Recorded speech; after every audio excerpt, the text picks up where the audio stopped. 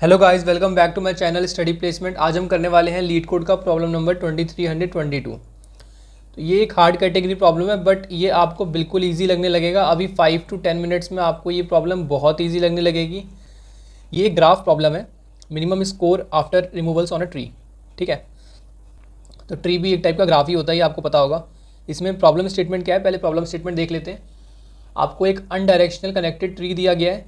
ठीक है, जैसे कि n नोड्स हैं ये इसके, और ये नोड्स की वैल्यूज़ हैं। ठीक है, और ये जो है ये इसके एजेस हैं। जैसे 0 से 1 के बीच में एज है, तो 0 से 1 के बीच में 1 2 1 2 1 3 1 3 एंड 3 4 3 4।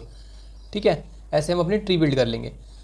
और इसके अंदर ये जो वैल्यू दे रखी है नम्स, ये 0th नोड की वैल्यू है, फर्स्ट नोड की, सेकंड, थर्ड, फोर्थ। ठीक है, तो इसकी वैल्यू है 5, इसकी वैल्यू है 0th की है, सॉरी 0th की है 1, फर्स्ट की है 5, इसकी भी है 5, इसकी है 4 एंड इसकी है 11। ठीक है, तो इसमें आपको करना क्या है, आप ये देखो। आपको दो अलग एजिस को रिमूव करना है, टू एजिस को आपको रिमूव करना है। रिमूव, दो एजिस रिमूव करने के बाद आपके पास कितने कंपोनेंट ऑफ ट्रीज बचेंगे, आप ये बताओ। जैसे मान लो ये पूरा एक कंपोनेंट है, ठीक है, और ये ए साइक्लिक है, ये गारंटीड है। ठीक है, तो ये बताओ कि अगर मैं इसमें से दो एजिस रिमूव कर दूँ, लाइक एक एज और दो एज, ठीक है, अगर मैं इसे हटा दूँ तो कितने कंपोनेंट बचेंगे। एक तो 0 वाला बचेगा, एक 2 वाला बचेगा, और क्या बचेगा, 1 बचेगा, 3 बचेगा और 4 बचेगा। तो ये एक कंपोनेंट, दो कंपोनेंट, तीन कंपोनेंट। ठीक है, ये बिल्कुल उसी की तरह है कि अगर एक लाइन के मैं 3 पार्टीशन करूँ, 1 2 3, तो कितने बनेंगे, 4 बनते हैं। ऐसे यहाँ पे अगर दो एजिस हटा दूँ तो टोटल 3 कंपोनेंट बनेंगे। ठीक है, तो हमें ये बताना है कि हर कंपोनेंट में जितने भी नोड्स हैं उनका एक्सॉर कैलकुलेट करो, और एक्सॉर कैलकुलेट करने के बाद जो भी उसमें से मिनिमम एक्सॉर आए इन तीनों में से वो निकाल लो, और जो मैक्सिमम आए वो निकाल लो, और दोनों का जो डिफरेंस है वो हमें मिनिमम निकालना है। ठीक है, क्वेश्चन आपको समझ में आ गया। इन तीनों के एक्सॉर में से जो भी मिनिमम और जो भी मैक्सिमम है उन दोनों में क्या डिफरेंस है वो हमें मिनिमाइज़ करना है। ठीक है, वही हमारा स्कोर होगा और वो हमें मिनिमाइज़ करना है। तो मिनिमाइज़ हम कैसे कर सकते हैं, क्योंकि हमारे हाथ में सिर्फ इतना है कि हम कौन से वो दो एजिस को चुनते हैं, कौन से वो दो एजिस को चूज़ करते हैं जिससे कि इनके एक्सॉर का डिफरेंस मिनिमम आ जाए। ठीक है, तो अब चलते हैं वीडियो के उस पार्ट में जिसके लिए आप यहाँ पे आए हैं, इंट्यूशन पे।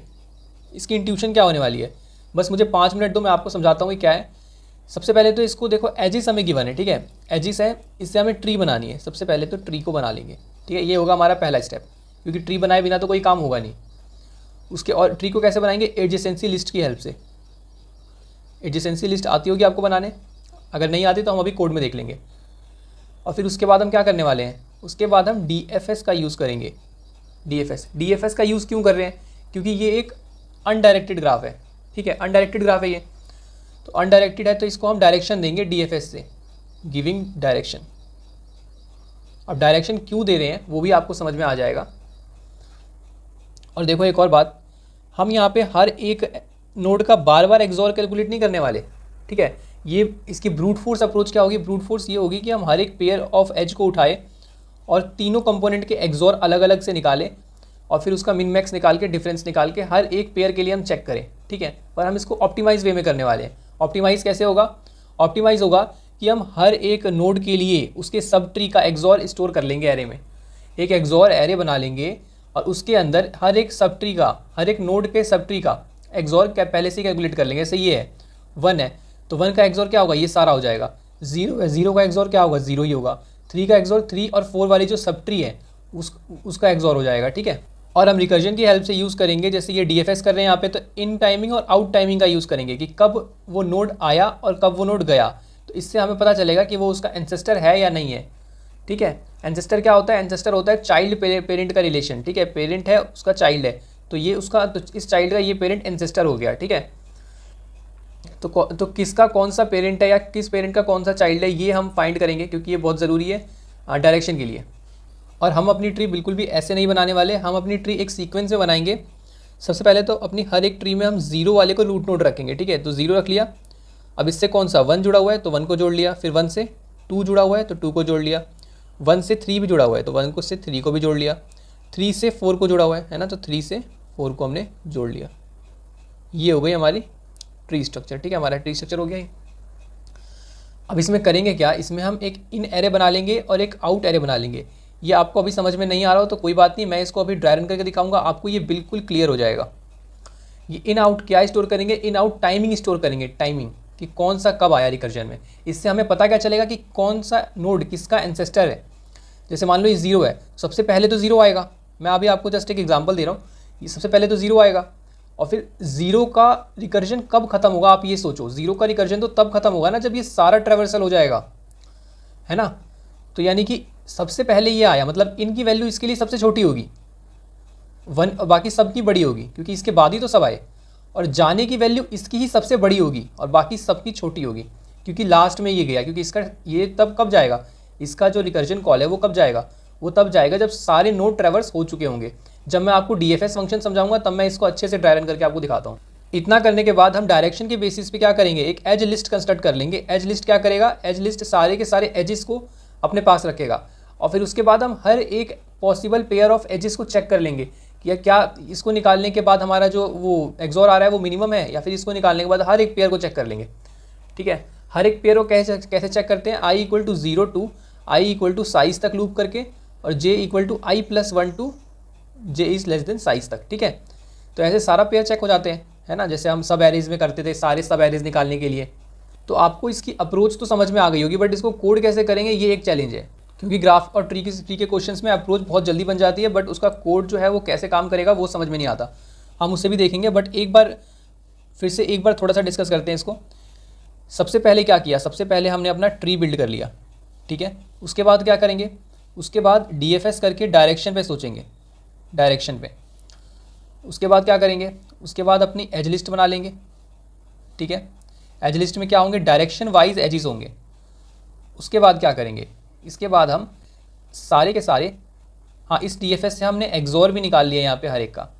ठीक है, एज लिस्ट बनाने के बाद हम क्या करेंगे, चेक एवरी पॉसिबल पेयर, सारे पेयर्स को हम चेक करेंगे, मिनिमम स्कोर फाइंड करेंगे। ठीक है, ये रहने वाला है हमारा फ्लो इसको करने का। तो आपको थोड़ा ऊपर से तो आइडिया मिल ही गया होगा कि ये क्वेश्चन है तो ईजी बट थोड़ा लेंथी टाइप सा है। इसका कोड देख लेते हैं एक बार, आपको बिल्कुल क्लैरिटी हो जाएगी। अगर आपको कोड देखने के बाद क्लैरिटी ना हो तो आप अपने डाउट्स मुझसे कमेंट में ज़रूर पूछ लें, और अगर आपको क्लैरिटी हो जाए तो वीडियो को लाइक करके मुझे ज़रूर बता दें। अब जैसे हमारी यहाँ पे क्लास दी हुई है सोल्यूशन, ठीक है, आपको पता होगा कि हम यहाँ पे कोई सी भी इसके अंदर क्लास बना सकते हैं जो भी हम चाहें। हमारे पास कुछ इनबिल्ट डेटा टाइप होते हैं बट हम उसको कभी कभी वो हमारे काम नहीं आ पाते, तो हमने यहाँ पे पेयर क्लास बनाई है। मैं इसे आपको बताऊँगा बाद में, क्योंकि ये बाद के कोड में काम आएगा और ये सारा भी बाद का काम आएगा। ठीक है, सबसे पहले आप ये समझ लो कि यहाँ पे एक मैंने ग्राफ बनाया है, और ये कैसे बनाया, ये लिस्ट के टाइप का है। ठीक है, लिस्ट टाइप का है। कैसे ग्राफ बनाते थे, इंट, है ना, इंट DP ऐसे करके हमने ग्राफ बनाया बहुत सारे। तो इस बार पहले इंट डेटा टाइप होता था बट इस बार लिस्ट है। ठीक है, फ़र्क क्या है, 2 4 5 6 ऐसा होता है इंट में, और लिस्ट में क्या होता है, लिस्ट में बहुत सारे लिस्ट होते हैं। ठीक है, ऐसे करके, बट है ये भी एक ओवरऑल एक एरे है, तो इसको आप एरे की तरह सोचो, पर इसके अंदर डेटा क्या है, इसके अंदर डेटा है लिस्ट। उसके बाद ये हमने एक नम्स एरे यहाँ पे बना ली है। नम्स एरे की बनाने का लॉजिक क्या है, नम्स एरे इसलिए बनाया ताकि हम इस नम्स की वैल्यू को इसमें ले लें और इसको अक्रॉस हर फंक्शन के अक्रॉस इसको यूज़ कर पाएँ। ठीक है, एक एक्सोर एरे बनाया है, इन और आउट एरे बनाया है, सबके सब n साइज़ के बनेंगे, इसमें सोचने वाली कोई बात नहीं है। और एक ग्लोबल वेरिएबल बनाया है टाइम। आपको बताया था कि टाइमिंग बहुत ज़रूरी है कि कौन सा पहले आया और कौन सा पहले गया। उससे क्या पता चलेगा, उससे पता चलेगा कि कौन किसका एंसेस्टर है। ठीक है, हमें सब ट्री में हेल्प मिलेगी। अब आते हैं अपने मेन फंक्शन पे, ये फंक्शन है हमारा। ठीक है, तो इसमें सबसे पहले लेंथ कैलकुलेट कर लिया, आपको समझ में आ गया। This dot nums equal to nums, ये क्या चीज़ है, ये है कि जो हमने यहाँ पे ये नम्स एरे बनाया है, दिस डॉट नम्स इस क्लास के वेरिएबल को रेफर कर रहा है, और ये जो नम्स है ये नम्स इसके पैरामीटर को रेफर कर रहा है कि यहाँ पे जो भी पास हो उसकी वैल्यू इसको दे दो। ठीक है, दे दी इसकी वैल्यू। उसके बाद हमने ग्राफ को इनिशियलाइज कर लिया, ऐसे एरे को इनिशियलाइज करते हैं, graph equal to new list n। ठीक है, n साइज़ की एरे है। फिर उसके बाद हमने एक लूप रन करके उसके अंदर n number of array list को स्टोर करवा दिया। ठीक है, ग्राफ जो एरे है हमारा उसके अंदर n number of array list को पहले स्टोर करवा दिया, और इसके बाद हमने हर एक एज पे ट्रैवर्स करके क्या किया, ग्राफ के E0 पे ऐड करवा दिया E1 को। अब जैसे एजेस जो है वो देखो क्या गिवन है, 0 1। मैं आपको बिल्कुल डिटेल में समझा रहा हूँ, अगर आपको लेक्चर स्लो लग रहा हो या वीडियो स्लो लग रही हो तो आप इसको बिल्कुल फास्ट में देखें। 0 1 1 2 2 3 ऐसे करके मान लो हमें एज लिस्ट दे रखी है।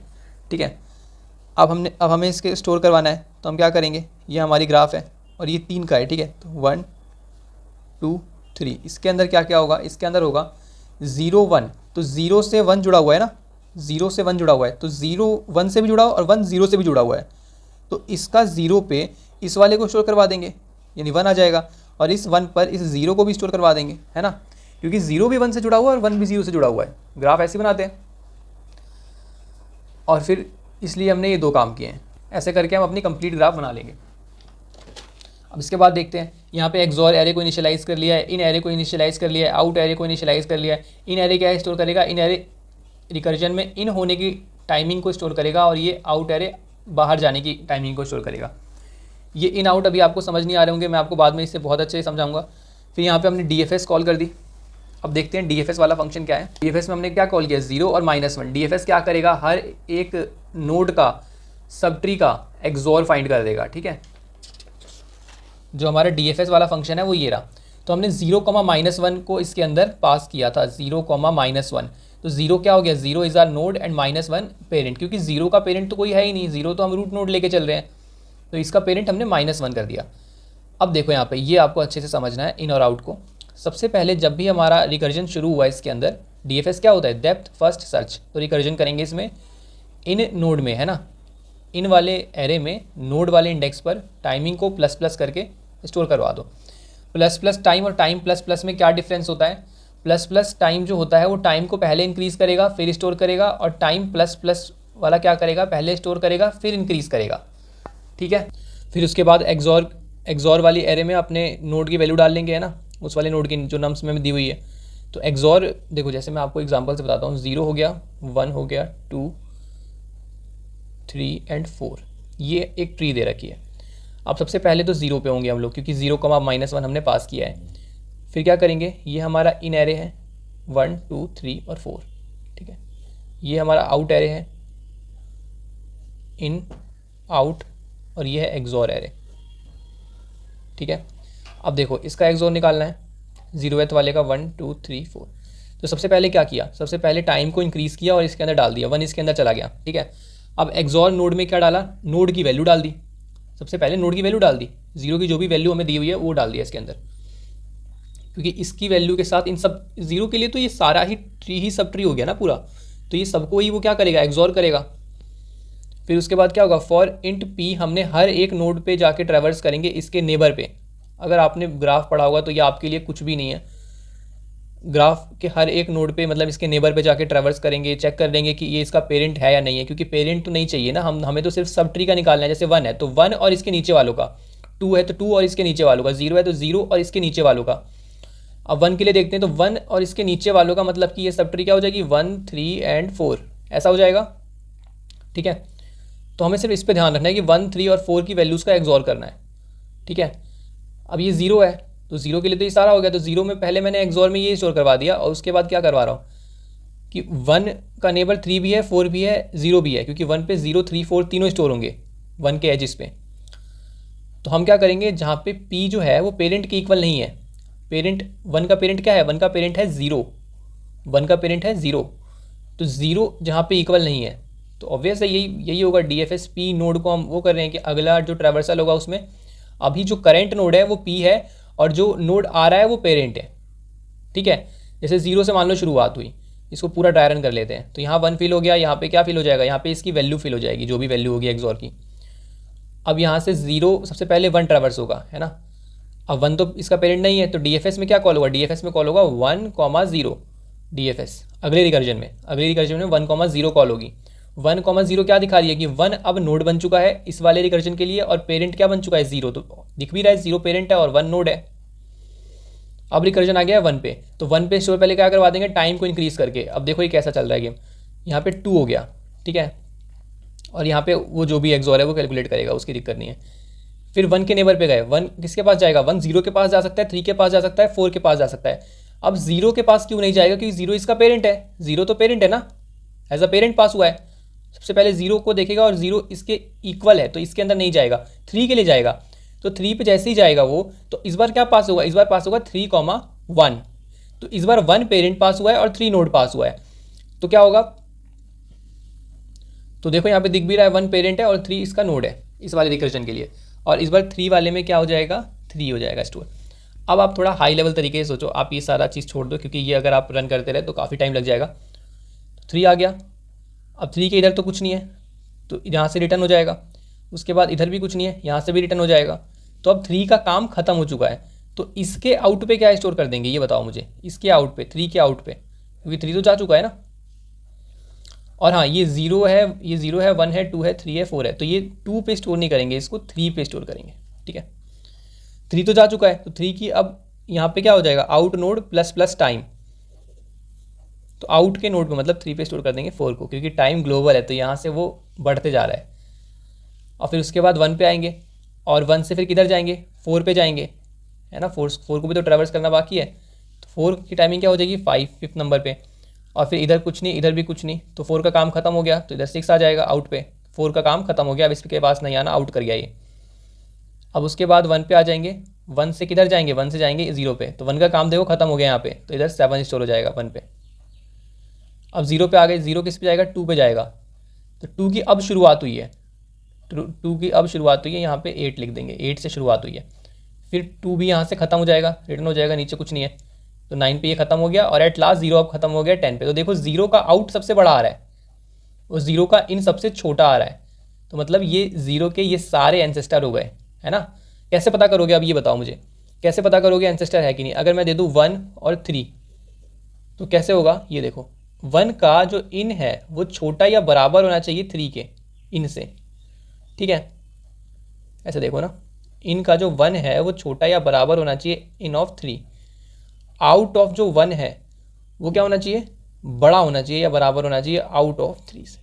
तो देखो क्या ये ट्रू हो रही है कंडीशन, इन ऑफ 1 2 है और इन ऑफ 3 3 है, हाँ बिल्कुल छोटा है। अब आउट ऑफ 1 बड़ा होगा, क्योंकि 1 तो बाद में जाएगा ना, 3 तो पहले चला जाएगा, 3 के सब ट्री बहुत छोटे हैं, 1 का सब ट्री बड़ा है, इसको टाइम लगेगा 1 को, है ना। तो देखो 1 का कहाँ है, 1 का 2 है, 1 का 7 है, और 3 का क्या है, 3 का 4 है, तो हाँ 7 4 से बड़ा है, तो सही है। तो यहाँ पे ये वाला जो फंक्शन है वो यही है। यहीं पे मैं आपको ये भी समझा देता हूँ कि जो इज एंसेस्टर फंक्शन है ये चेक कर रहा है कि क्या यू जो है वो वी का एंसेस्टर है। ठीक है, तो देखो यहाँ पे भी तो वही कंडीशन लिखी है कि ये और ये दोनों के दोनों ट्रू होने चाहिए, यहाँ पे बीच में एंड लगा हुआ है, दोनों के दोनों ट्रू होने चाहिए, तो यू जो है वो वी का एंसेस्टर हो जाएगा। तो आपको ये दोनों फंक्शन समझ में आ गए होंगे, एक्सॉर कैलकुलेट कर रहा है और टाइमिंग का ट्रैक रख रहा है डीएफएस, और ये इज एंसेस्टर क्या कर रहा है, चेक कर रहा है कि यू वी का एंसेस्टर है या नहीं है। ठीक है, अब आ जाते हैं अपने कोड पे। तो DFS 0-1 आपको समझ में आ गया क्या करेगा, टोटल में क्या मिलेगा, एक्सॉर ऑफ 0 पे, 0 क्या है, 0 रूट है, तो 0 तो सारे ट्री का एक्सॉर करके दे देगा, तो ये टोटल एक्सॉर है हमारा। अब आपको बिल्कुल टाइम नहीं लगेगा इसमें। ये हमारा क्या है, RES हमने वेरिएबल बनाया है और ये मैक्स से इसको इनिशियलाइज़ कर दिया है, क्योंकि यही हमारा फाइनल आंसर अब होने वाला है। मिनिमम चाहिए ना हमें, तो इसलिए मैक्स से इनिशियलाइज़ किया है। एज लिस्ट बना ली है, इसके अंदर सारे पेयर्स डाल देंगे इसकी डायरेक्शन के अकॉर्डिंग। ठीक है, E0 B E1 E0 E1 दोनों के दोनों एजेस को हमने ले लिया, और इसके बाद इस एंसेस्टर को कॉल किया कि क्या A B का एंसेस्टर है। अगर है तो एज लिस्ट में ऐसे ऐड करवा दो A, B। अब देखो यहाँ पे हमने एक पेयर क्लास बनाई थी, अब काम आ रही है वो। यहाँ पे हमने एक पेयर क्लास बनाई है, ये U और V इसके पैरामीटर्स हैं, मतलब इस क्लास के वेरिएबल्स हैं, और ये पेयर क्या है, पेयर है कंस्ट्रक्टर। U और V क्या है, U और V पैरामीटर्स हैं। ये this dot U equal to U क्या बता रहा है कि ये क्लास वाला वेरिएबल और ये वाला वेरिएबल, इसके अंदर जो भी पास हो वो तुम इसको दे दो, और इसके अंदर जो भी पास हो वो तुम इसको दे दो, this dot V equal to V. ठीक है, समझ में आ गया। तो हमने पेयर डेटा टाइप का एक एज लिस्ट बनाया है यहाँ पे। तो देखो इसको ऐसे ही ऐड करवाते हैं, सिंटेक्स है, अब इसमें कुछ नहीं कर सकते। New pair A, B। ठीक है, A और B को मैंने उसमें ऐड करवा दिया, फिर एज लिस्ट, और अगर नहीं है तो मतलब कि B एंसेस्टर होगा A का, तो B, A ऐड करवा दिया। ठीक है, तो अब अपने ये डायरेक्शन वाइज ऐड हो रखे हैं। उसके बाद क्या करेंगे, हम अपनी एज लिस्ट को ट्रैवर्स करके, ये है हमारा लास्ट स्टेप, कि हम हर एक पेयर को फाइंड कर लेंगे कि हर एक पेयर को रिमूव करने के बाद क्या आ रहा है एक्सॉर, और उसका मिनिमम निकालेंगे। तो I equal to 0, I less than size, J equal to I plus 1, है ना। हर एक पेयर को कैसे ट्रैवर्स करते हैं, 0 1 2 3। ठीक है, तो 0 1 एक पेयर बन गया, 0 2 एक पेयर बन गया, 0 3। तो देखो 0 1 I यहाँ पे है, J यहाँ पे, J यहाँ पे, J यहाँ पे। अब जैसे ही I यहाँ पे आएगा तो क्या पीछे वाले को चेक करेंगे, नहीं, 1, 0 तो पहले चेक हो चुका है, तो 1, 2 आगे ही आगे चलते जाएंगे, इसलिए J I प्लस 1 से शुरू हुआ है और J लेस देन साइज। ठीक है, तो सबसे पहला पेयर निकाल लिया, दूसरा पेयर निकाल लिया, 3 वेरिएबल बनाए हैं हमने X Y Z। ठीक है, सबसे पहले ये चेक कर लिया, मैं यहाँ पे आपको एक बार ट्री बना के समझा देता हूँ। सबसे पहले ये चेक कर लिया क्या E1 डॉट वी और E2 डॉट वी एंसेस्टर है। E1 जो है वो एंसेस्टर है E2 का।